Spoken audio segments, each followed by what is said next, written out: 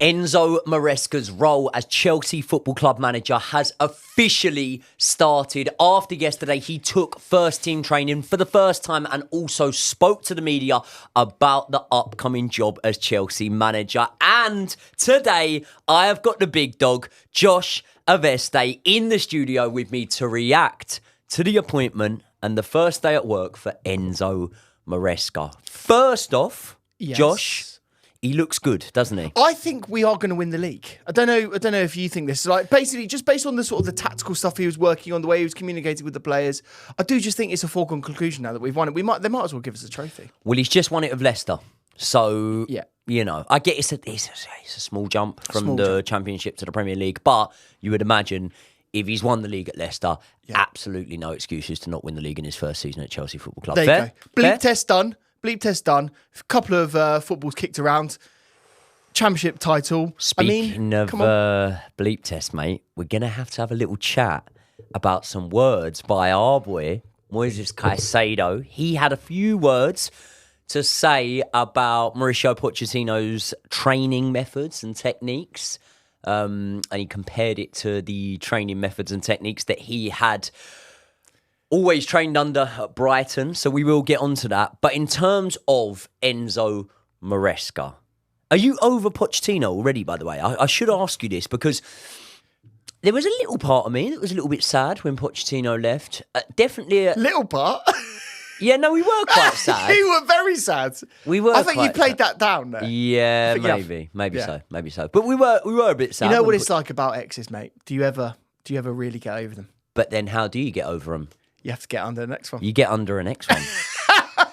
And you are under Maresca. To say I am under Maresca would be an understatement. You've always loved the bald man. Oh, mate, honestly. Yeah. Honestly, nowhere to keep the liars.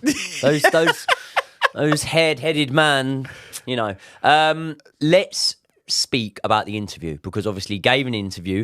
There's a few bits, and listen, I could be guilty of reading in between the lines here, but there was a few bits in that interview which I've jotted down that I thought that maybe we could analyse, maybe we could pick apart, and maybe we could see if there was any hidden truth behind any of the words said by our new manager, Enzo Maresca. But before we do that, can I please ask you lot a massive favour? We are approaching the start of the Premier League season, and my channel, at the time of counting, is on about 94,000 subscribers. And a good friend of mine, can't remember who, but someone told me that I should be telling these lot that we need to hit 100,000 subscribers. Why'd you never ask the question? Come on. I do. Have you not watched my last few videos? Yeah, last few, yeah. Last few videos. But come on, by the start of the season, it should be 100k, surely. It should be 100k. It should be 100k. Yeah. You told me that by the start of the year, I'll be on 100k. There you go. So I'm not going to say that I've slacked. I'm going to say that these lot have let us down massively here. Only joking. We love you. We love you. So we want to hit 100k. But also, the big dog, Josh Aveste, his channel is linked in the description. Head over there because we just recorded a really, really fun video for your channel as well. It was a great video and it's doing really, really well. People love it. Talking about the squads that we see going into next season. No, it wasn't. It was about Love Island. Oh, fuck yeah. Sorry. Yeah. I mean, people do want us to talk about Love Island. They keep saying that. People want you to apply for Love Island, mate. Well, new haircut. Who knows? And me we would do well, wouldn't we? Yeah. Have you ever thought about it? You know, back in your single days, did you ever fancy going on Love Island? I'm not sure. What would be, you know, when you're sort of sat there and you're waiting to be picked, what would be your strategy to make sure that you got picked first? Like if Jess was waiting there, comes in, is the bombshell, she's the one that everyone wants. Yeah. How would you get her attention? Love Island, I'm a bit too common for Love Island. Bruv Island, I think I'd do quite well on. Bruv Island, yeah. Yeah, Bruv Island is where you... Is that just where you make friends? No, it's like Love Island, but you just stick a load of common people in there. Bruv Island. It's good, it's pretty good. Fine in Love Island, I don't know what you're going on about. I reckon you could win Love Island. 50 grand. You got to stop, mate. You just... It's honestly. Big prize money. I never understood that. It's not enough money to win Love Island. I feel like I want to raise the stakes a bit more. 50 grand? Yeah, but you share that between two people. It's not enough. Your first boohoo deal after you come out of the island is way more than You wouldn't get old Willie Sagnall in a job for 50 grand, mate. Fuck you, Poor old Willie Sagnall. That was a good video. If you haven't seen it, it's a reel on Joey's Instagram right now. Check it out. So, let's have a little chat about Enzo Maresca's interview. I'm going to read you out the first quote and then we can start to speak about it. So, one of the reasons I'm here is because I'm convinced that the squad is very good. Okay, so no new signings needed then. Basically, transfer window over. Great minds think alike, because that is actually what I was thinking there. Yeah. And I don't want to say I was thinking that there was no new signings needed, but that to me spelt a little bit of an indication maybe that potentially if he did feel like there was an overhaul needed, if he felt like there was significant and more importantly expensive signings needed, then maybe he wouldn't have been in consideration for the job. I've got a question for you. Look at our squad right now. All of the signings that we've had confirmed. Let's forget, players that are coming in that we're not sure on. Where do you put our squad in terms of the Premier League? Where is it ranked? Oh. Shall I give you some squads we're better than? I think, yeah, go on. I was going to say what squads are better than us, but yeah, go on. Oh, yeah, that might be a better one. So we'd probably say City squad is better than us. City it's squad's quite better easy than to us. confirm that. Yep. Would you say Arsenal squad is better than ours? Yeah. Because I think the thing that you do, right, is you put a bit too much emphasis, and actually I'm thinking about Arsenal squad now as we're talking here. So you put a bit too much emphasis sometimes when you say about a squad on the bench options. Yeah. And ultimately they're important, but why are they on the bench? Well, yeah, because they can't get into the first team. Because they're not good enough to get into the first team. So we actually do have to account for the first team, okay? And as much as I can say, I think that Levi Colwell is going to be a great player next season. I think that Tosin might get more minutes. You look at the centre-back pairing that Arsenal have got, and it is better than ours at this moment in time. You look at some of the options that they've got. What I would say is, I think this season, the debate over, let's say, for example, Declan Rice or Caicedo, I think that debate will become a more contested debate than it was last season. I think it's contested now based on the stats, to be fair. I think it is, yeah. So in terms of who's got a better squad than us, there's three that I would want to say off the back, and that would be Manchester City, Arsenal and Liverpool. I think it's close with Liverpool, This is exactly what I was about to say. The only one in there that I would push back against is possibly Liverpool. And the reason I say that is because you know how our squad is like, if this was on potential, we'd be top. Yeah. But potential is quite a hypothetical element, isn't it? So I actually think that a lot of Liverpool's squad, you also base that on potential. We can talk about the likes of Szoboszlai, but say last season, for example, in my opinion, he was outperformed by McAllister next to him. And we're not singing from the rooftops about him and saying McAllister might go on to be a world beater. So I think we're about there with Liverpool. But the main thing is it needs to catch fire, doesn't it? And I obviously think that there's players in our squad that, and this is why I'm not too bothered about new signings, right? There's players in our squad that I'm telling you, they are going to be new signings next season. Christopher Nkunku is going to be a new signing. Romeo Lavia is going to be a new signing. Fofana is going to be a new signing. Reece James, if we can keep him fit, is going to be a new signing. So we've got some real talent in that squad, haven't we? Yeah, we absolutely do. And that's why I think, as much as you say it's ability and potential, I think even on ability, if you look at the squad that we have, the signings that we've made, I think the acquisitions are incredibly smart, and I think we should now be pushing on. This is actually the season now where you think we really should be challenging, and I think really the Champions League places now are the minimum expectations, especially with the way that we have bought smartly now, and we've got a manager that sort of does have a tactical identity. For all of his other faults, I think you have to say that. So we should be going on. Maybe we're being too confident, and maybe people in the comments will question our ranking of the squads. But we're definitely better than Villa's squad. We're definitely better than Spurs' squad. Definitely better than Newcastle's squad. They can't even get any acquisitions in this summer. It's very concerning. So we should be up in the Champions League places. Yeah, I'm not even counting them. Like, if you think, well, look at Man United's squad. Like, they're trying to offload Maguire. They're trying to offload Casemiro. Varane's gone. Onana is a massive question mark. Had a few clangers at the start of the year. Got better as the year went on. Højlund, people are not sure on him. They're going to sign Xerxes coming in. No one even knows how good he is. Mason Mount is underperforming. They've got the two good boys in Maino and Garnacho. But again, were they one-season wonders? How well are they going to integrate? I think Manu won't be. Kobbie Mainoo. Yeah, I don't think he will be. But Garnacho, yeah. I think you are... Do I want to say this? I think to even call him a one-season wonder is a bit of a stretch. Why? What do you think he's half a season wonder? Or do you think he's season wonder? He comes into a few games. One season wonder was Michu, Pape Cisse, guys that were really But you're talking about a 20-year-old kid, aren't you? You know, you're talking about a young guy. Yeah, no, coming into a Man I United team. know. I'm not saying he hasn't got the potential Yeah, to move on, but what I'm saying is last season, I don't think he done enough to be called a one-season wonder. He did enough in a Man United team that were full of failures. Do you see what I mean? Like, yeah, I know what you're saying. But I do think when we're looking at squads there, when we talk about us compared to Man United, if you look about sellable assets, you know, who like. Regardless of whether we want to sell them, regardless of whether we want to sell them or not, that's irrelevant. Yeah. Fuck me, we've got some sellable Got assets. loads We of have got players that people would lay a lot of money down on. We've got players that we don't United- even want that we could get 100, 150 million from. Let's be honest. Like if you look at Lukaku, Kepa, Sterling, etc. Like all of those players, you and I don't even care about.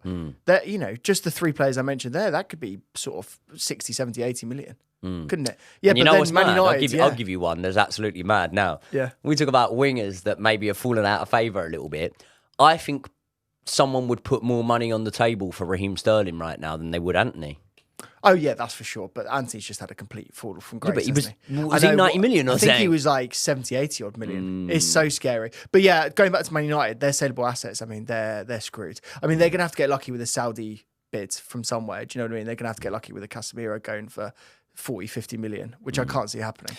But we are not here to talk about Man United. We're here to talk about Enzo Maresca. So I'm going to read you out another one of his quotes and then we can dissect it.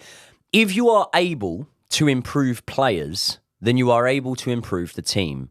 So it is our target to improve all of them day by day. Now, at a glance, that could just sound very general, very basic, the sort of thing that a new manager coming in says. But it made me think, right, what player needs the most improving under Enzo Maresca? Yeah.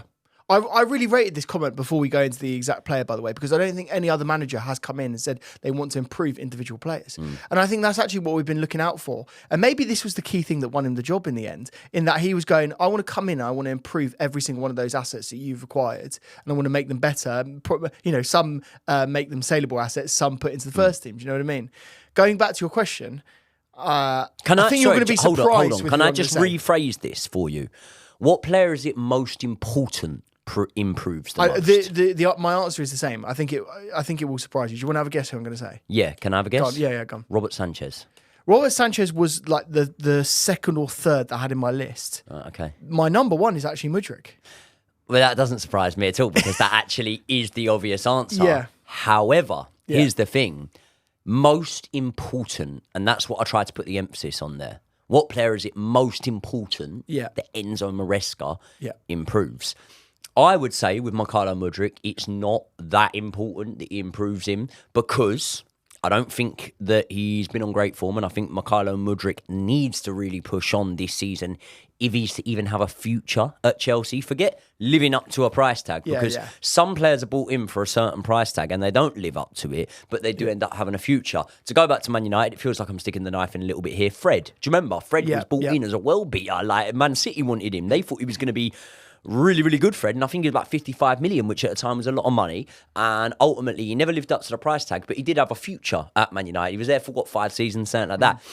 What I'm saying with Mudryk is, I'm not saying he can't have a future at Man United, at Chelsea, but to live up to that potential, that's something where it's in doubt, and this season he really needs to show that. However, you saw how the team fared without Mykhailo Mudryk last season, and it wasn't, I wouldn't say that Mykhailo Mudryk underperforming would have been a main reason why maybe the team didn't finish as high as we could have, right? And I actually think that the form turned around and whatnot. I'm on about integral to our success. I would actually say that maybe Robert Sanchez is, because we're under the impression that Maresca's going to start with Robert Sanchez, yeah? Yeah, but we don't know for sure, but yes. Okay. Of what we've heard, yeah. So we think it's going to be Robert Sanchez, and then this is the mad thing. I'd say there's an equal chance between Petrovic and Kepa. I would actually say there's an equal chance, and people are saying I'm mad for that. But trust me, we'll speak about Kepa because we've had an unnamed club for the time being come in and apparently show real interest in him. But Kepa has said that he wants to have a meeting with the manager first. But if we put all of that to the side and we say that Robert Sanchez is going to be the starting number 1 goalkeeper for Enzo Maresca, then I think it's most important that we see the improvement from him. Because if we don't see any improvement from him and we have him in there as a ball-playing goalkeeper who, in his first season, half a season's worth of run of games Bottled it. that he played didn't show any ball playing ability, really, in my opinion, then obviously that is going to contribute towards instability, more than likely a leaky defence, and ultimately it's not going to hold us in good stead, is it? So that would be my pick, but you're obviously going with Mudryk. Yeah, I am. And the only reason for that is all the rumours that I've heard with Sanchez and Petrovic and the rumours around our goalkeepers is that he's going to look at the goalkeeper options at the start of the pre-season. If they don't perform in pre-season, we could be looking at the market again, let alone, promoting, Petrovic or looking back at Kepa. I do think Kepa will be on his way, but we'll discuss that, in our next video that we do together. But for me, the reason why I'm saying Mudryk is because everyone else, a lot of people have talked about Mudryk saying that he's a Ballon d'Or winning potential, right? And going from where he is right now to that is a big leap, isn't it? And we saw, it was very interesting, don't know if you saw this, he had a very stern conversation with Maresca. Don't know if you saw the pictures from this. They were pictured together, just them two, Mudryk and Maresca, having a chat. Maresca, brow was furrowed. Mudryk looked sort of nervous and concerned. And obviously you can read into these things. What's a furrowed brow? Like this. Right, okay. Yeah. He was doing one of these. Okay. So, you can read into body language sometimes. That's that one, yeah. That's both not looking brows, good. Because obviously some managers have a permanently... Well, what an unbelievable manager he was. Who are we talking about in the comments? It's obvious, isn't it? So Another Italian. Yeah, what a great manager. Yeah, I like how you linked that all together. So yeah, I think maybe there's some words being exchanged there. A lot of people are reading into that saying, is he, out the door? Is that the moment where he's saying, you're not fitting into my tactical system? Is it where he's going, you really need to improve? I was actually surprised to see Mudryk back at training. It's good though, isn't it? Yeah. I rate that a lot. Coming back off the Euros. When did you finish the Euros? Like did a week they get ago? out of the group, Ukraine? They didn't, did they? I can't remember. But I think he's only been out of the Euros for a week or so. So to come back straight into it, you've got to love that. You have to say, out of everything, his work rate is good. Yep. Yeah. So I'd hope for a bit more. Yeah, exactly. Not a bit more work rate, a bit more than just your work rate being good. But yeah, I would say so. Any other players? Enzo Fernandez in the shout there. You think he needs to improve? In what aspect do you think he needs to improve? All of them, all round. But yeah, I'm gonna risk upsetting a few people here. I had a lot of backlash when I spoke about Enzo Fernandez and the need for him to improve. What were they saying? Well, it's just basically getting people saying, I'm being way too harsh on him because he's had a hernia and he's played on through that hernia, blah, blah, blah, blah, blah, blah, blah. What I'm saying is I pulled up stats of players that have had the same surgery as Enzo Fernandez. Didier Drogba had a goal more or less in every other game stretched over the course of 300 games that he had played. In his autobiography, he had written while suffering that pain, that injury. Frank Lampard the same. So I'm just saying, different degrees. It can definitely vary. Yeah. But I'm saying that we need to see a bit more from Enzo Fernandez this season. Now, that is not like... People need to understand that if you criticise a player or you critique a player, I should say, right, there is middle ground, That's not me saying, because we need to see more is not saying he was shit. It's very different, isn't it? And that's the main thing here, because I had a lot of fire in that comment section after that video. I just feel like at the moment, if you go to Stamford Bridge and if you ask 100 Chelsea fans outside Stamford Bridge, are you happy with Enzo Fernandez? They might say yeah. But if I then ask every single one of them, do you think his ceiling's higher? I think every single one would say... No. They'd say yes, wouldn't they? They would all say... No, surely they would. No, they would. Surely they would say, yeah. we think he can do more, because we've seen him do more. Would he be in your starting 11 first game of the season? What would be your midfield three for the first game of the season? My midfield three for the first game of the season would be... Yeah, I think the Gal Dog might miss out, I think he might. I think he won't be at the club, but... Yeah, so I think it would be Caicedo, Enzo, and Kieran Dewsbury-Hall. Dewsbury-Hall, I should say. I hate it when people get his name wrong, say Kieran. It's Kieran, for God's sake. By the way, speaking of the Gal Dog, he's also a player that if he does stay, will have to improve under Maresca. Is that harsh to say? I don't think that's harsh to say, no. So what I'm particularly talking about that with that is I think he needs to improve technically. Yeah. Like you look at some of those movements that he did last season where there were actually quite a few examples of this. And when you look back on the season, you realise that this was the case. He'd have moments where he could easily play a forward ball or he got in the way of a pass that he shouldn't have. And Maresca needs to sort of drill that out of him, doesn't he? He needs to sort of like be slightly better with the passing. Do you remember the Crystal Palace version of Conor Gallagher? He used to grab a goal and assist here and there, didn't he? And I know that he chipped in a little bit more with those goal contributions towards the latter stages. I'm not even going to say second half. It was sort of the end of the season was when he started scoring goals, Conor Gallagher. But for the first sort of 2/3 of the season, he wasn't scoring goals at all. I think in an Enzo Maresca system where he's going to be pushing up a lot further forward than he was, maybe that's a side of his game that I don't want to say I'd have to improve because I've seen it before, but maybe that's a side of his game in terms of actually chipping in with goals and assists that he'd have to rekindle under Enzo Maresca ever so slightly. Let's move on to another one of the quotes. We're going to do our best to be there to at least fight and compete with the clubs that at this moment in time are winning and are fighting for titles. Happy to hear him talking like that because Mauricio Pochettino did also make some comments, and I was trying to pull them up, but I couldn't find them anywhere. But he did make some comments. He was asked about potentially competing for a title. Yeah. He paraphrased. He said, I want to be right at the top. Yeah.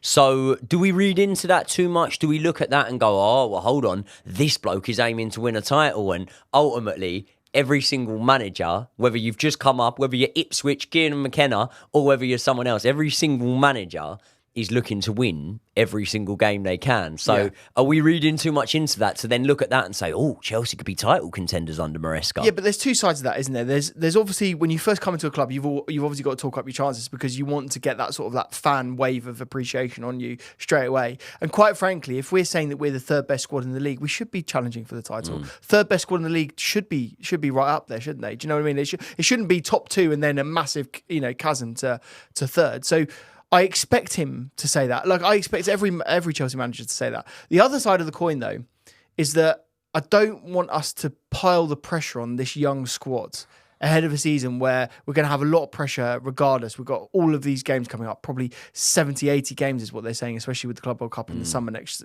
season. We're going to have a lot of football. It's going to be a lot of pressure on some young players coming in. And I think comments like this do rank up that pressure. So there's always a bit of a balancing act. Do you think there'll be as much pressure on us this season as there was last season? I feel like there's more pressure on us now. I feel like there's less. Why do you think there's less? Because the transfer policy's changed. Yeah. So we're not going to be... I get that everyone can say, well, hold on, it doesn't mean it didn't happen just because it was a summer or so ago where you spent all that money, but we haven't spent that amount of money this time round. We're not going into this season having, had £100 million acquisitions in the transfer window. So what I would say is I think that the level of expectation on this team, especially because of at times underperforming last season, will be slightly less. And also, listen, it won't, fail to amaze me if it does happen. But there's only so many times surely these journalists and these newspapers can just put out the same headlines, the same stories, things like that. Is it not going to be getting a bit boring at times? If, for example, Chelsea made it to a cup final and didn't win, blue billionaire bottle jobs again? It's old news, isn't it? I feel like we've suffered the wrath that came with us spending that money and the overhaul and he's playing Football Manager.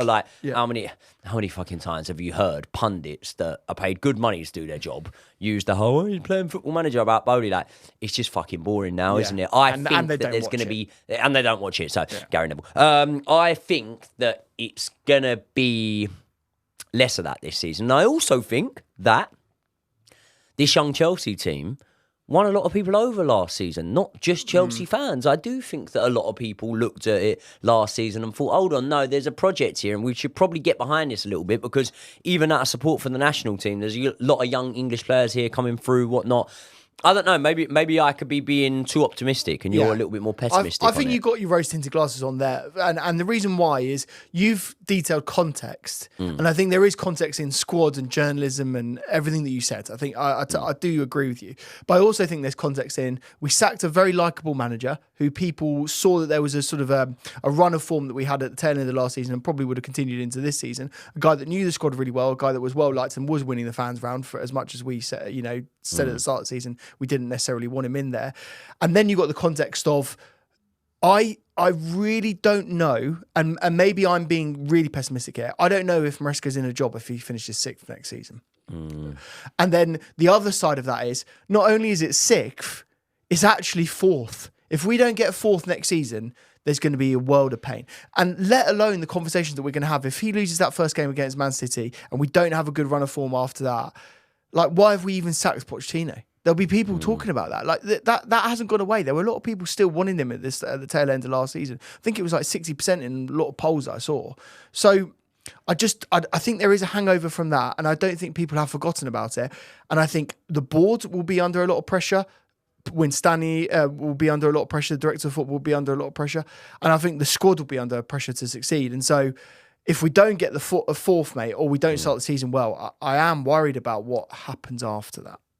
I'm going to read you out another one of the quotes from the Enzo Maresca interview, and this was the one that I was the most intrigued by and the most interested in.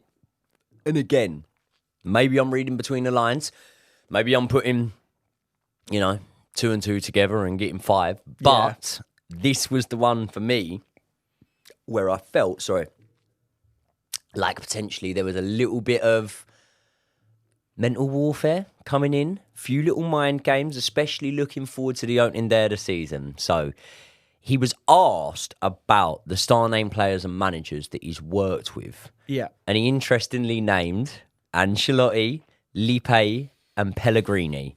He didn't name Pep Guardiola. Why do you think he didn't? I think that Enzo Maresca does not want to be seen as a manager who's somewhat in awe of a manager that he feels that he should be competing against. He doesn't want to be seen as the understudy to him. That's the key thing. That's the PR way of looking at this, because he's going to be going up. I mean, he's going to be going up against him in the first game of the season.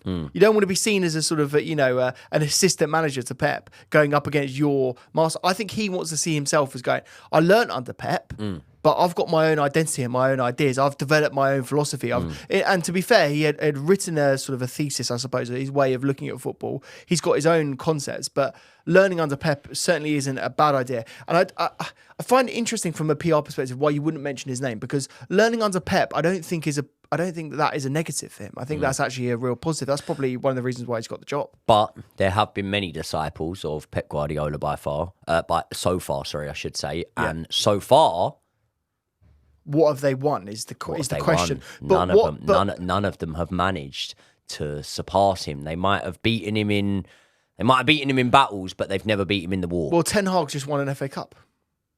Battle. Ten Hag just beat Pep in an FA Cup final. That's a battle. That's not the war. Okay. So you're not saying they've surpassed Pep. What I'm saying. Listen. Pep Guardiola didn't get a win over Arteta last season. Yeah. There was one Arsenal win and one draw in there. Yeah. So what I'm saying, and Ten Hag beat him in the cup final. What I'm saying is they might win battles against him, but so far no one's won the war. I don't think anyone's going to win a war. Do you know why? Because it will be Pep's last season and he'll be gone. So I don't think anyone will win that war. Well, then we win by a submission. Yeah. It was interesting though that they didn't mention him. You know what else though? And maybe it's deliberate in the examples that he's used when he spoke about managers there, because is it fair to say, we put a bit too much of a stigmatism on this Pep 2.0? Because he's just listed 3 great managers he's worked under there, but no one calls him Ancelotti 2.0. Yeah. No one's going, Pellegrini 2.0. And no one's doing interviews, sitting him down saying, how much do you take from your time working under Manuel Pellegrini or Carlo Ancelotti? Or, you know what I mean? He's probably thinking, I get it. I get that Pep is considered the GOAT and whatnot. But at the same time, just because I've worked with that person doesn't, he's not a part of my identity moving forward. Arguably Ancelotti is the GOAT if you look at the trophies won, to be fair. Sorry. You're right. So yeah, I mean, look, Have you ever having seen when that fella background- asked Ancelotti for the chewing gum? No. Have you not seen I that? haven't, Oh, mate. I love Ancelotti, man. Some fella, like, he's on the bench, and the fella, because he's always, like, chewing, he's like that. And Black goes, Carlo, like that. He turns around and he went, "Can I have some chewing gum?" And Ancelotti goes, like that. And he says, "Can I have some chewing gum?" And he goes, He gave just it, get- he yeah, gave it yeah, to yeah, him. he gives it him, yeah. Oh, he's brilliant. Yeah, I'd love legend. to have him back, to be fair. Yeah. So Never maybe something tactical there, maybe something, a little bit of mind games there, or maybe he just forgot him. I have a feeling, my conspiracy theory is that Chelsea helped him write this statement, and I feel that Chelsea might have been the ones to take Pep out. That's my conspiracy theory. Hold on, tinfoil hat, where is it? Where is it? And if you want more conspiracy theories, subscribe to the channel. What is your favourite conspiracy theory ever? The one I find most interesting is the moon landings. I don't necessarily believe it, but I find it interesting. They the never debate. happened. No one went to the moon. You don't believe that. I What is know your it. evidence? What is your evidence based on that? Okay, mate. What's your argument? Summarize. What's this? It's a mobile telephone. What type? It's an iPhone. What happens every year? There's a new iPhone Is it- because the technology is Technology advances. yeah. Yeah. About that behind me. What's that? It's a TV. TV, mate. What happens every year? New TVs come out. New TV. Yeah. Is there any form of technology that stopped progressing in life? Please tell me. No. No, there's not. Can you think of any? Can the comment section think And of any? also, there's more technology in your iPhone than there was in that lunar landing. Well, there you go. So why is it that in what, 1980 something, was it? Or the 70s? Yeah, 70s, 80s? Less than that, 60s. 60s. Okay, Yeah. right. So it's been 60 years Yeah. since that moon landing happened. Why did we stop? Why all of a sudden, when technology was advancing and things were adding on and we can do all this cool shit, whatever, why all of a sudden did we stop going to the moon? We just went, oh, we done that now, we won't ever do that again. And there's multi-millionaires, mega rich people, you know. You had Richard Branson at one point was planning the Mars trips and all this. Mate, no one's ever been to space. No one's ever been to space. People are in space right now. Oh, fuck off. People are in space right now. Yeah, Space Nightclub, Ibiza. No one has ever been. People on the ISS right now, they've just come back. They do it all the time. Every 6 months, they No they one's rotate ever been out. to the moon, mate. No one's ever been But to they've the been moon. to the ISS. Do you acknowledge that? You can see the ISS. What is the ISS? It's the International Space Station. It orbits the Earth. You can see it when it goes over you at nighttime. You can see it. You can see it with your naked eye. So you don't believe that? No, I don't believe anyone's ever been to the moon. I don't believe that. You want my main ones. I don't believe no one's ever been to the moon. Yeah. I don't believe that Madeleine McCann was kidnapped. Yeah. What about, is the Earth round or flat? Round or flat? Yeah. Not sure. Jury's out on that one. Jury's out. And I also don't believe that the two men in the Airbnb knew nothing about Jay Slater's disappearance. If you want more on that, check out Brian's video. It's an absolute banger. Right, okay, let's read went out. down a rabbit hole there, didn't we? We did go down the rabbit hole there, yeah. We should do a whole episode on Chelsea conspiracy theories. We should. Do you know what we should do? We should do another Q&A video if you don't want it. Let us know if you want another Q&A. The last one only got. It was funny this, right? So people, again, going down a rabbit hole here, but people always ask, like, oh, it's the views that matter. It's not the views that matter, it's the watch time that matters. So say, for example, you could have something that does 30,000 views, but that's because you've clickbaited the title or something like that, and the retention rate just falls off. The retention rate and the watch time on that Q&A video was really good. So the people that were watching it and wanted to hear our answers and stuff, they liked it. So maybe these lot will say in the comments they want another one. Why don't they put the questions in the comment section here and we'll reply to those? That is a brilliant idea. Yeah. See, not just a pretty face. Stop talking about yourself again. Oh, You know. Speaking of pretty faces, Enzo Maresca said, we need to try and be aggressive on and off of the ball. Now, that's very On and off basic. the pitch. But yeah. No, it's pretty basic. All teams want to be aggressive on and off the ball. No manager comes in and says, I want to be very, very nonchalant. I just want to be chilled. Yeah, I just want a chilled out, sexy vibe, you know? Chilled out entertainer. If he is ruthless in implementing this philosophy of being aggressive both on and off the ball, which player or players could suffer the most? You've got to think about languid players that aren't pressing high enough. Sterling. I thought you might bring him up. He's not going to be pressing, is he? 30 odd now. I spoke about this in my what to expect from pre-season video, so I'm not going to go too far into it because I want your thoughts on it. Yeah. But would I be right to assume that this season either goes one of two ways for Raheem Sterling? And I'm not fence-sitting here because what I'm not saying is I'm not saying it will go like the last season. I either think this season will be complete disaster and the end of Raheem Sterling, or this season could be the redemption arc almost of Raheem Sterling. Would you buy along with that? If we sign another player, another winger, Sterling will leave. That's as simple as I can possibly put it. Is Mykhailo Mudrik's underperformance so far during his time as a Chelsea player, is that keeping Sturbo in a job? I think I'm more concerned about whether Nkunku is a left winger or not, because I think that matters. If you've got the depth with Nkunku being a left-sided player and then Mudryk as his understudy, why do you need curtains? Why do you need That's curtains Sterling? For Sterling. I mean, isn't he's on 300 grand to be a backup. It's not worth it. 325. Sorry. He's on 325,000 British pounds. You got to get your facts right, mate. You'd never get me coming in and not get facts right. What a disgrace that he's even on that money. So would it be Sterling? Because I could probably think of other players, and it might not necessarily be down to their desire to be able to be aggressive. It could be down to the wear and tear on the body. It could be down to their injury record. So also, you might look at a player like Ben Chilwell, even possibly Reece James, and you might say, hold on, your body at the moment is showing over history that it's not allowing you to be aggressive both on and off the ball. I don't think either of those positions, though, like a right-sided player that's pushing up or a Chilwell that will have to invert, I don't think either of them are going to have to press really highly. I think it is pressing from the front, and I think it's the 2-8s that are going to have to press very aggressively.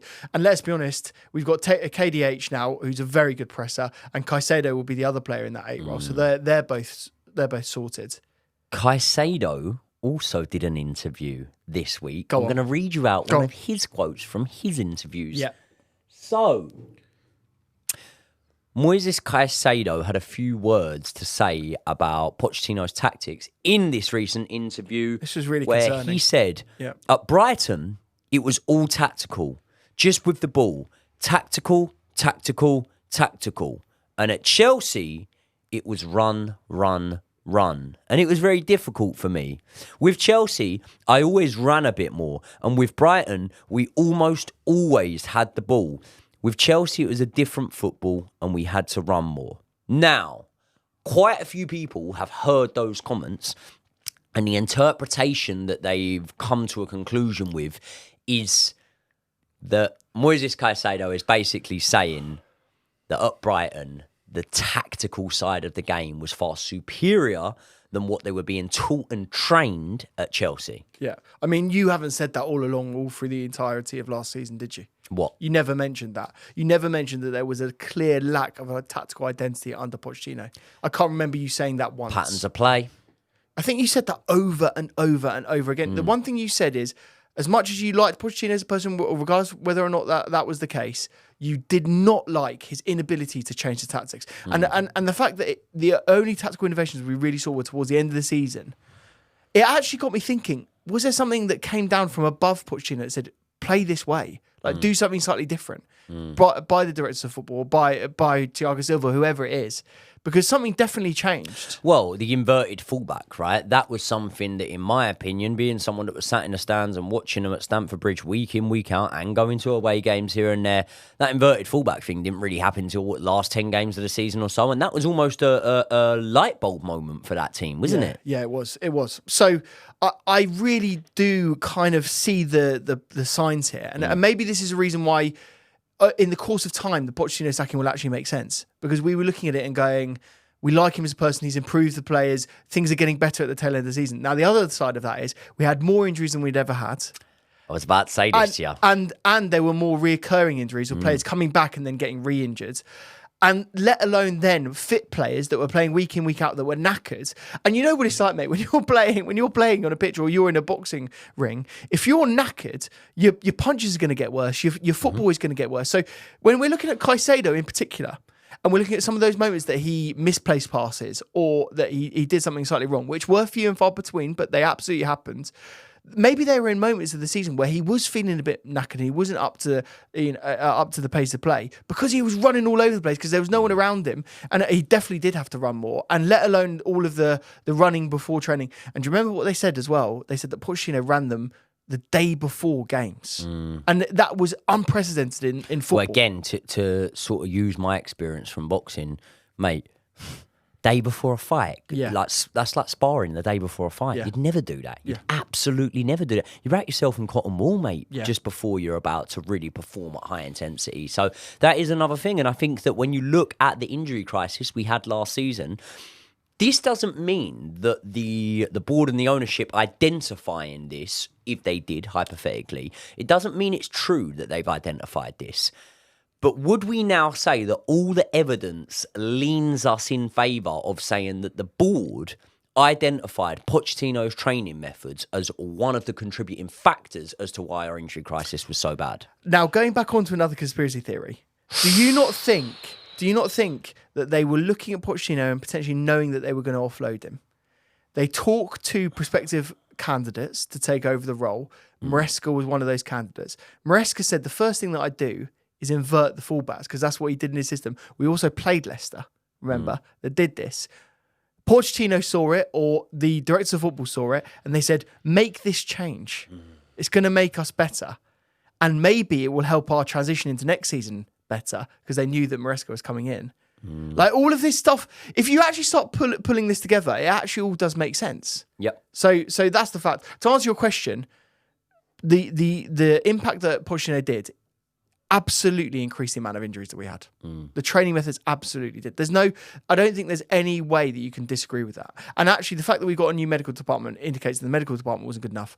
But the fact that you're running the players into the ground, you can completely understand why the injuries were there. I do think, though, that Enzo Maresca is going to benefit massively off of some of the foundations that Mauricio Pochettino has laid, and some of them might even not have been deliberately laid. So, say, for example, in terms of the running in training, having players run before games, if Enzo Maresca didn't already know that that was a bad idea, which you would imagine he should probably know that that's not the best idea. Look, I'm a casual football fan, and I can tell that is not a good idea to be doing day before games. So he'll have learnt from Pochettino's mistakes, and that's one thing. But also, I do think he'll have massively benefited from some of those foundations that Mauricio Pochettino had made. Had Mauricio Pochettino not given Cole Palmer a starting berth pretty much from when he came in and started coming off the bench and performing well, and then never coming out of the team, maybe Maresca wouldn't have the version of Cole Palmer with the confidence that he has going into this next season. You know, there's plenty of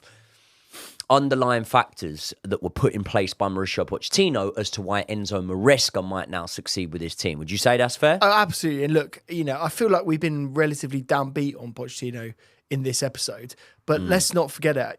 I didn't want him to be sacked by any means. I really didn't. Not at the time. I didn't want him to be sacked, mate. But I've got to be honest. I don't know whether I'm just a bit gassed up from the Enzo Maresca interview. I'm not fucking bothered about Poch now at all. My eggs are very firmly in Maresca's basket. In the egghead's And do you know basket. what, mate? Do you know what? I would say that potentially you could even argue that my head was turned.